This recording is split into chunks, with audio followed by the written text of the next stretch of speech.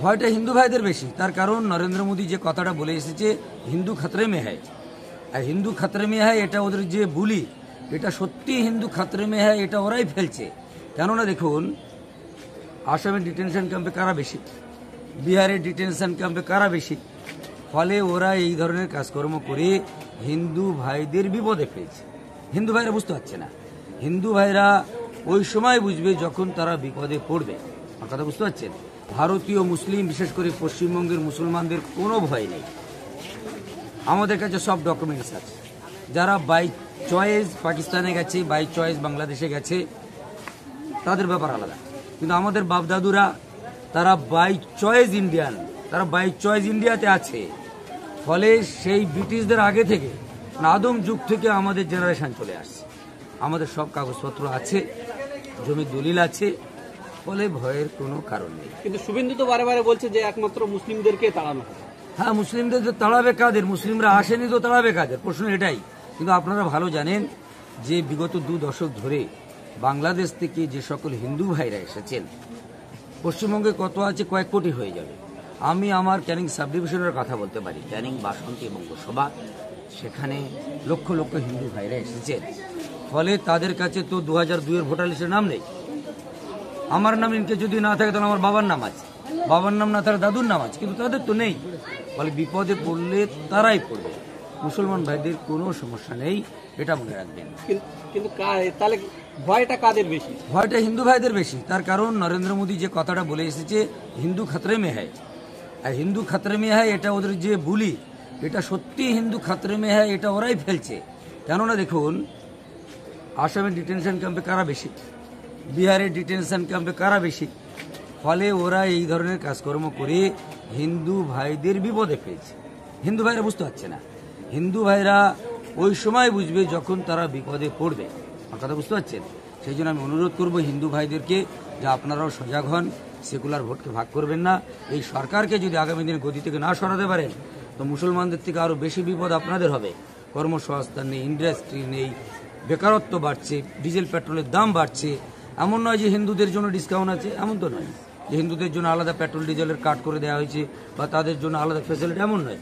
তো মুসলমানদের যেমন ক্ষতি হচ্ছে, হিন্দু ভাইদের ক্ষতি হচ্ছে। ফলে তাদেরকে বলবো ধর্মীয় চশমাটাকে সরিয়ে দিয়ে আপনারা ভাবুন, সেকুলার পলিটিক্যাল পার্টিকে ক্ষমতায় আনুন, তাহলে দেখবেন দেশটা আবার ভালো জায়গায় যাবে।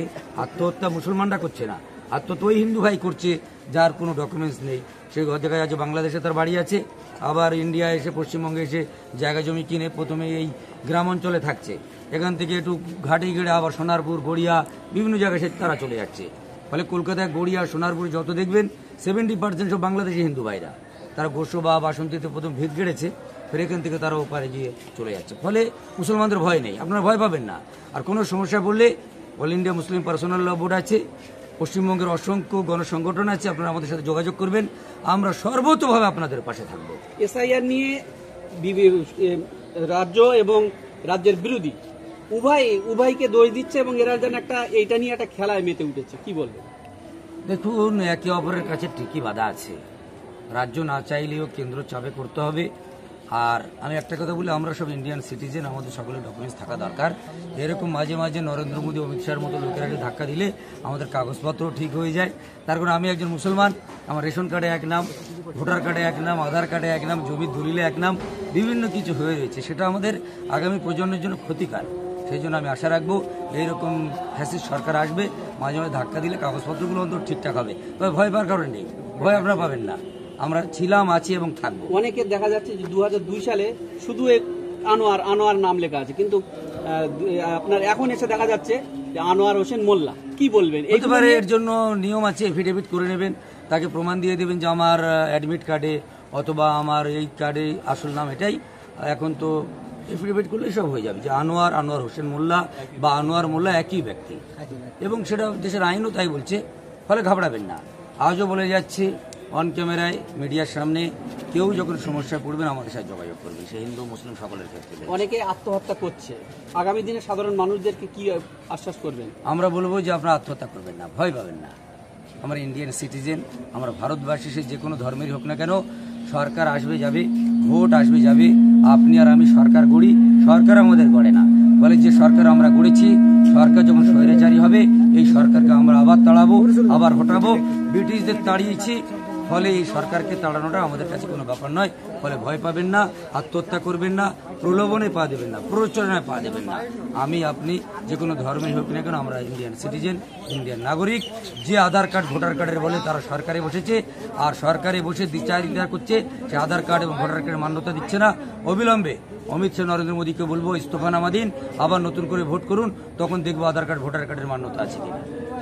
আধার কার্ড করেছে, অ্যাকচুয়ালি ভোটার কার্ড করেছে নির্বাচন কমিশন, কিন্তু সেই নির্বাচন কমিশন ভোটার কার্ডকে গ্রান্টেড করছে না। আমি কি বললাম, বর্তমান সরকারটা চলছে, নির্বাচন কমিশন চলছে আরএসএস পরিচালিত।